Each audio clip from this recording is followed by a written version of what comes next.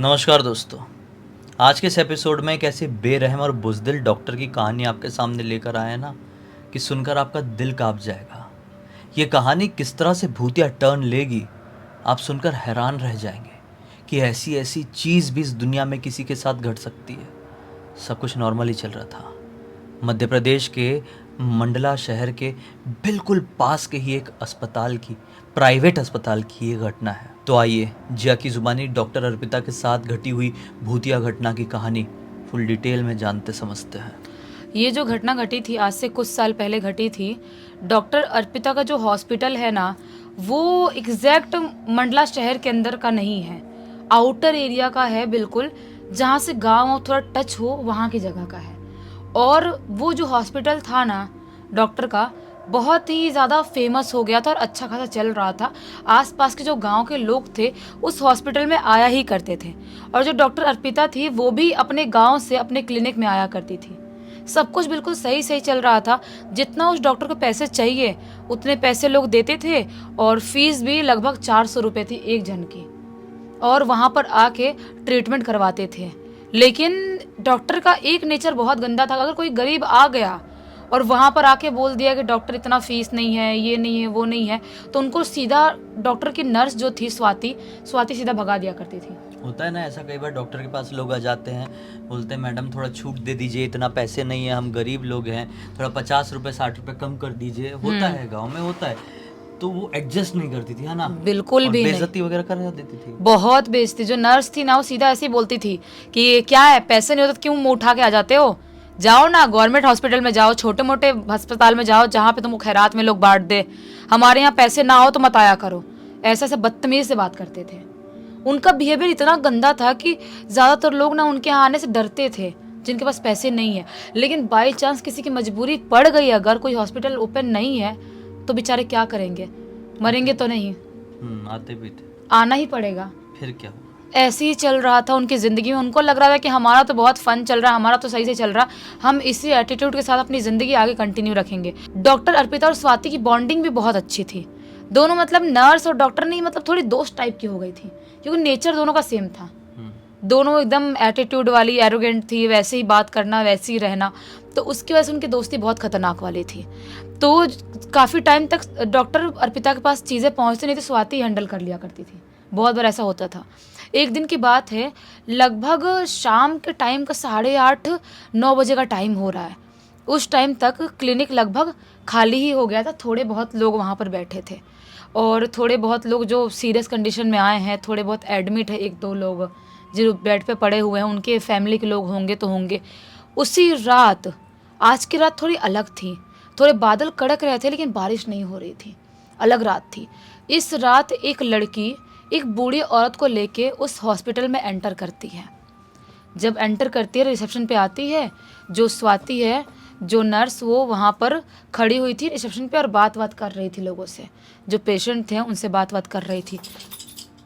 तभी जो लड़की है ना, वो ऐसे परेशान होते हुए स्वाति को बोलती है कि मैडम मेरी नानी की बहुत ज़्यादा तबीयत ख़राब है, आप प्लीज़ जल्दी से कोई दवाई दे दो, इंजेक्शन दे दो, नहीं तो यहाँ पे एडमिट करा दो। मेरी नानी की सांस भी बहुत ज़्यादा भर रही है और उनको कुछ हो गया है, समझ में नहीं आ रहा है क्या हो गया, आप लोग प्लीज़ ठीक कर दो।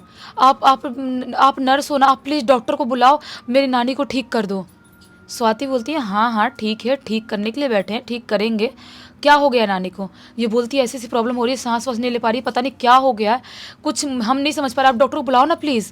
तो नर्स बोलती है बुला दूंगी, आप एक काम करो, आप 400 रुपये फीस जमा करो और अंदर जाओ। तो जो लड़की है अपनी नानी को लेके आई थी, हड़बड़ाते हुए 400 रुपये निकालती है, नर्स के पास देती है और नर्स उसको, अभी भीड़ तो थी नहीं, डॉक्टर के पास अंदर भेज देती है। डॉक्टर के पास पहुंच जाती है लड़की और उसकी नानी दोनों। नानी का हाथ देखती है, अजीब सी नानी ऐसे आँख वाँख बंद कर रही है, परेशान सी है, सांस ऐसे ऊपर नीचे हो रही है। डॉक्टर चेक करती है और बोलती है कि इनको बहुत प्रॉब्लम लग रही है, आपको ना इनको एडमिट करना पड़ेगा और दवाइयाँ आएंगी, थोड़ी 1700-1800 करीब दवाइयाँ आएंगी और उसके बाद एडमिट करना पड़ेगा, बेड का चार्ज भी अलग से लगेगा। तो बोलती है लड़की कि लेकिन डॉक्टर ठीक है, मैं 1600-1700 रुपये तो मैं दे दूँगी, लेकिन बेड का चार्ज वार्ज और भी जो ऊपर से कुछ लगेंगे पैसे, वो मैं कहाँ से लेके आऊँगी? डॉक्टर आप प्लीज़ ये मेरे पास, ऐसे निकालते बोलती है, डॉक्टर मेरे पास सिर्फ 1500 रुपये हैं, आप 1500 रुपये में दवाइयाँ ही दे दो, जो 1700 की दवाइयाँ आ रही हैं, और मैं एडमिट नहीं कराऊंगी नानी को, बस नानी ठीक हो जाएगी तो मैं पैसे लेके आऊँगी तो कल एडमिट करा लूँगी, डॉक्टर आप प्लीज़ ऐसा कर लो। जिसने सुमित से बोली होगी कि यार डॉक्टर है, अमीर होगी, और 200 रुपये उनके लिए क्या मायने रखते हैं, 1700 का बिल बन रहा है, 1500 में दे देगी, हमारे लिए 200 बहुत बड़ी बात है, ये सोच के उसने ऐसा बोली होगी। फिर क्या हुआ? ऐसा बोली वो लड़की ने। डॉक्टर तो पहले उस लड़की को ऐसे देखती है, देख के बोलती है यहाँ पे पागल लिखा है क्या? ये बोलती है डॉक्टर मैं समझ नहीं पा रही। लड़की बोलती है डॉक्टर मैं बिल्कुल नहीं समझ पा रही। डॉक्टर बोलती है पागल लिखा है यहाँ पर खैरात में पैसे बांटने के लिए बैठी हूँ क्या मैं? पढ़ाई लिखाई जो डॉक्टर की डिग्री ली हूँ, पैसे के लिए ली हूँ मैंने? 200 रुपये नहीं है तो यहाँ से उठो, बुढ़ी को लेके निकलो यहाँ से और जाओ यहाँ से। दूसरे गवर्नमेंट हॉस्पिटल में क्यों नहीं गई? ये लड़की बोलती है डॉक्टर हॉस्पिटल जो गवर्नमेंट है ना, वहाँ पे डॉक्टर नहीं बैठे हैं, पता नहीं क्यों नहीं बैठ रहे, समझ में नहीं आ रहा है, अपने क्लिनिक बैठ रहे हैं, क्या हो रहा है, और वहाँ पे इस हिसाब से ट्रीटमेंट नहीं मिल पा रहा है जैसे नानी की सीरियस कंडीशन है। वो तो प्राइवेट हॉस्पिटल में दिखाना पड़ेगा ना। प्लीज़ डॉक्टर मैं आपके हाथ जोड़ती हूँ, प्लीज़ 200 रुपये की बात है, आप तो इतनी अमीर हो, मेरी नानी के लिए दवाई दे दो, मेरी नानी नहीं बच पाएगी। डॉक्टर चिल्लाते हुए बोलती है नहीं जी सकती तो मत जिए, मैं ठेका लेके बैठी हूँ क्या यहाँ पर, निकलो यहाँ से, भागो यहाँ से, ऐसे चिल्लाते हुए बोल देती है। अब जो नानी है ना, जो अभी तक सुन रही थी, जो बेचारी लड़की इतनी रिक्वेस्ट कर रही थी, नानी बोलती है कि ये कोई बात नहीं होती, आप ऐसे बात कर रही हो, मैं सिर्फ चाह रही थी कि मेरी जो बेटी है, मेरी जो नातिन है, उसके मैं हाथ पीले कर दूँ, उसके बाद मर भी जाऊँ तो मुझे क्या गम है, लेकिन आप इस तरह से बात कर रही हो, मुझे आपके पास से दवाई नहीं चाहिए, चल बेटा। नानी ऐसे कांपते हुए हाथों से ऐसा बोलती है। जो लड़की है अपनी नानी को लेके हॉस्पिटल से बाहर निकल जाती है, हॉस्पिटल से बाहर निकलती है और वहाँ से वो पैदल जाने लगती है अपने गांव की तरफ। अभी ये सुन के बहुत नॉर्मल लग रहा होगा, लेकिन उस समय वो छोटी सी लड़की और उसकी नानी के ऊपर क्या बीत रही होगी, डॉक्टर्स के इतने तीखे और कड़वे शब्द सुन के कि आप इमेजिन भी नहीं कर पा रहे होंगे। मतलब बाहर मौसम ख़राब है, अंदर डॉक्टर उनकी बेइज्जती पे बेइज्जती कर रही है और बोली कि नहीं जी सकती तो मर जाए।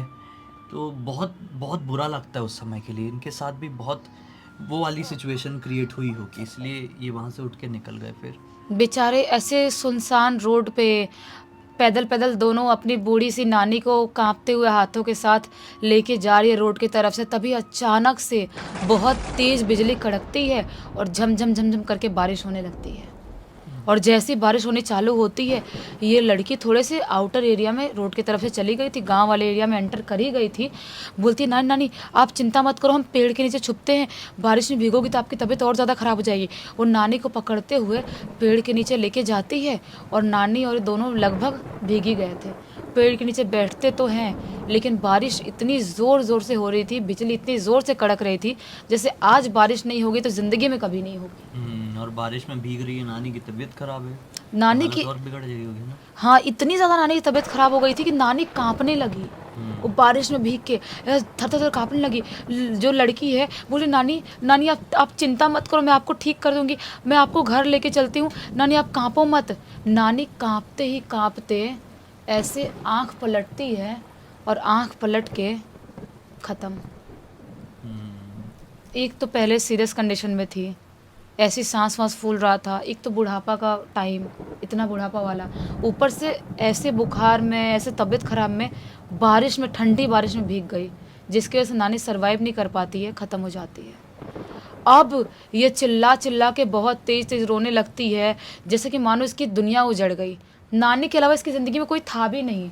बचपन से नानी ने ही इसके माता पिता के जाने के बाद पाली थी, और नानी हमेशा बोलती थी कि मैं तेरे हाथ पीले कर दूंगी, उसके बाद मैं मर भी गई तो कोई गम नहीं है। आज इसको लगता है कि मेरी दुनिया में, मेरी ज़िंदगी में अब कोई बचा ही नहीं है। वो वहाँ से सोचती है कि मैं बाहर निकलती हूँ और किसी की मदद मांगती हूँ, कोई नानी को उठा लेगा तो मैं किसी हॉस्पिटल लेके जाऊँगी, शायद अंदर सांस होगी तो मैं नानी को बचा लूँगी।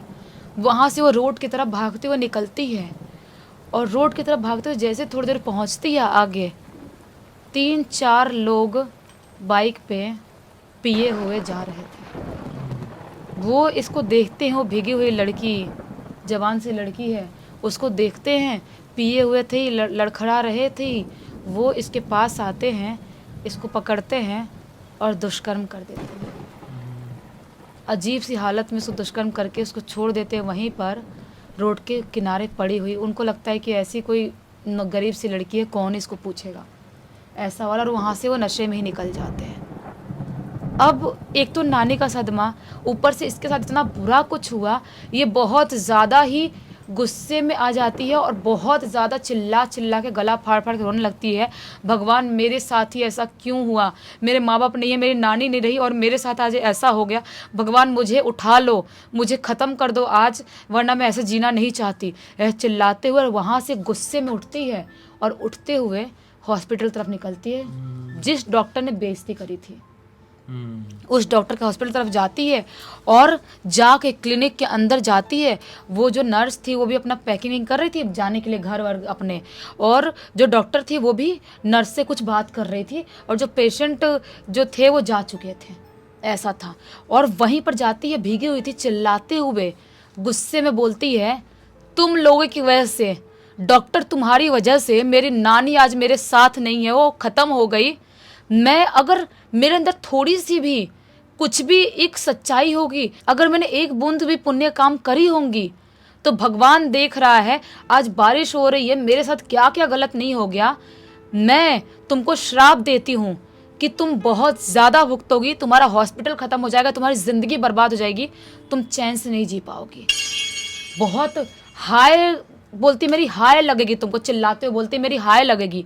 वहाँ से बहुत तेज चिल्लाती जो नर्स है, इससे झगड़ा वगड़ा मारपीट करने आ जाती है। ये वहाँ से निकलती है और गुस्से में भागते हुए रोड की तरफ से अपनी नानी के पास जाने लगती है।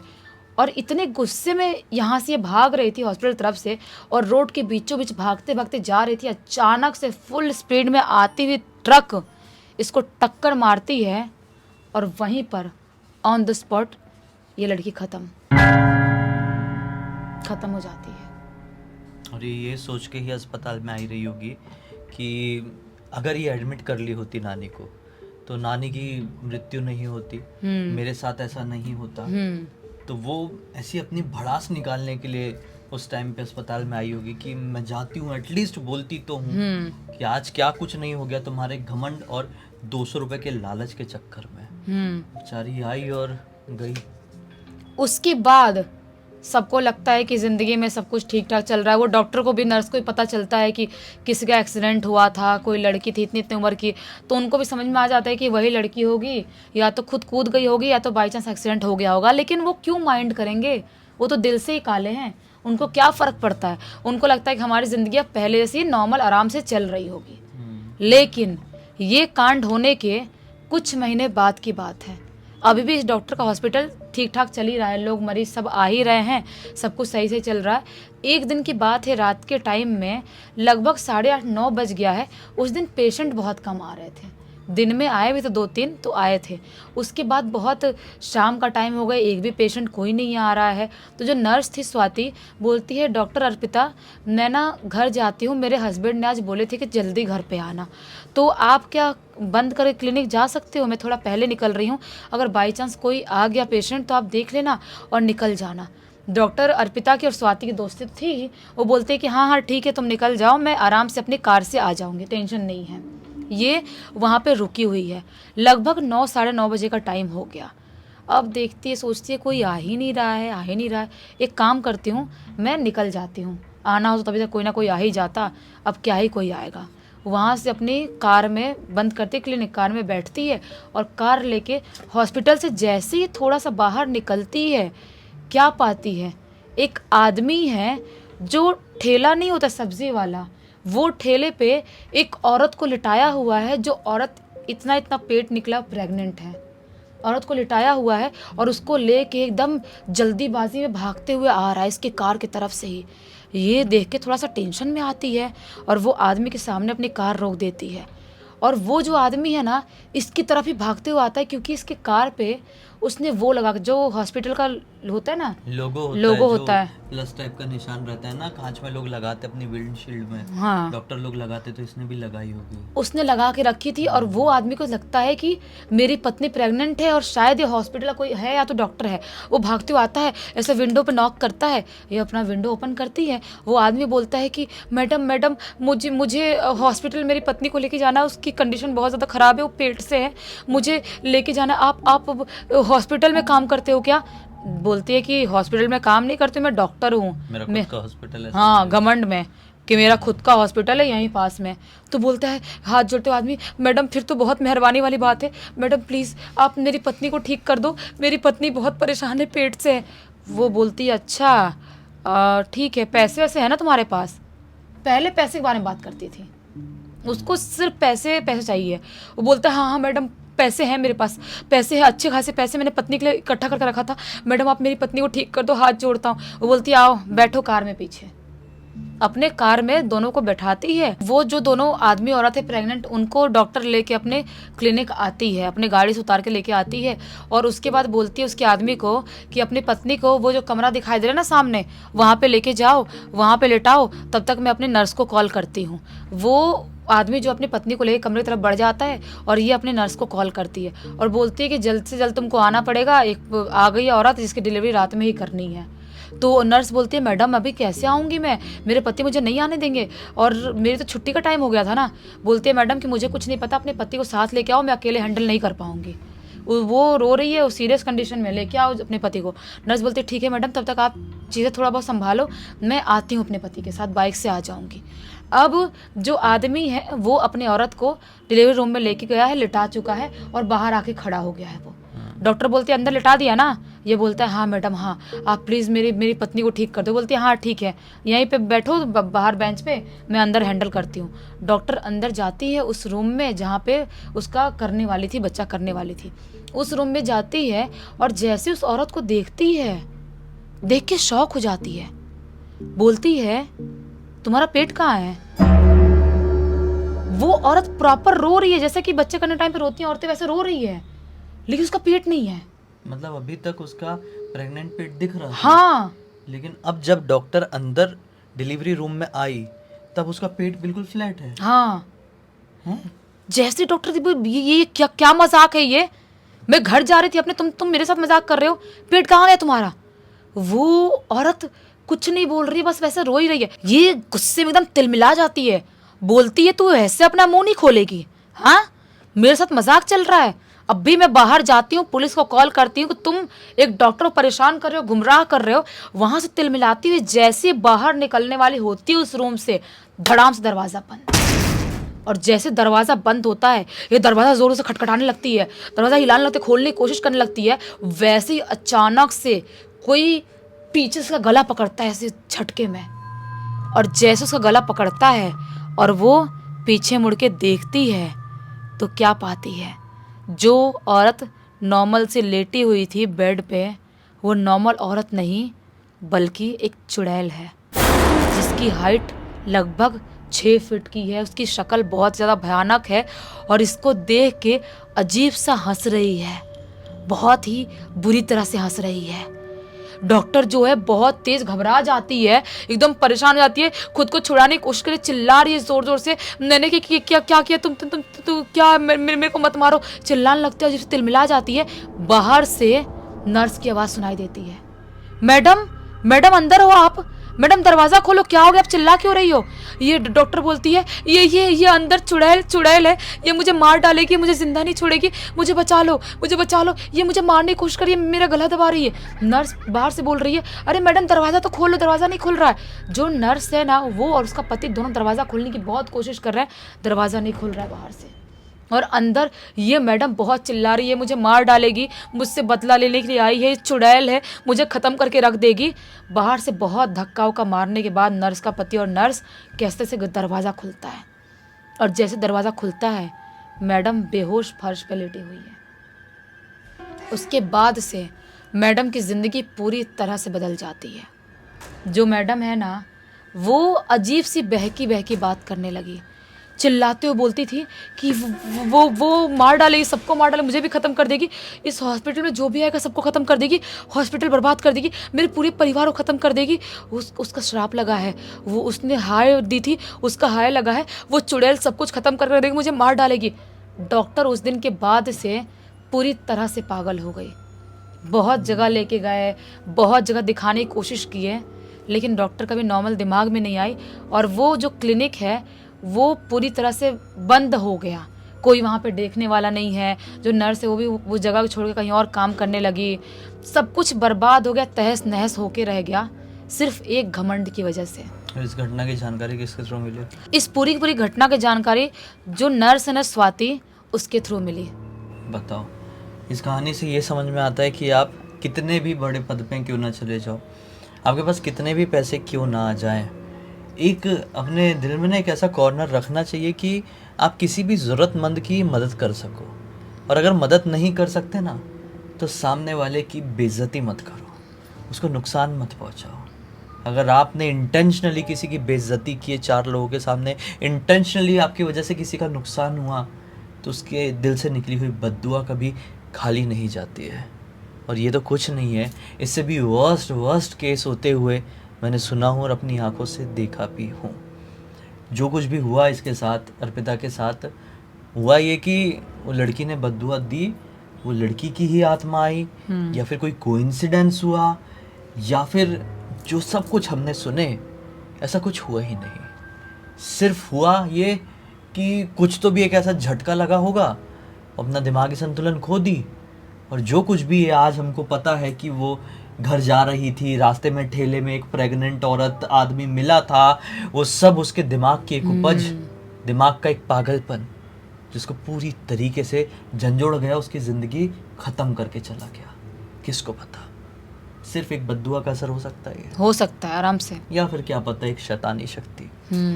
खैर, अब यही कहेंगे कि भगवान करे कि उसको अपनी गलती का पछतावा हो ही गया होगा, उसके पूरे खानदान, उसके पूरे परिवार को हो गया होगा, अब ठीक हो जाए, रिकवर हो जाए।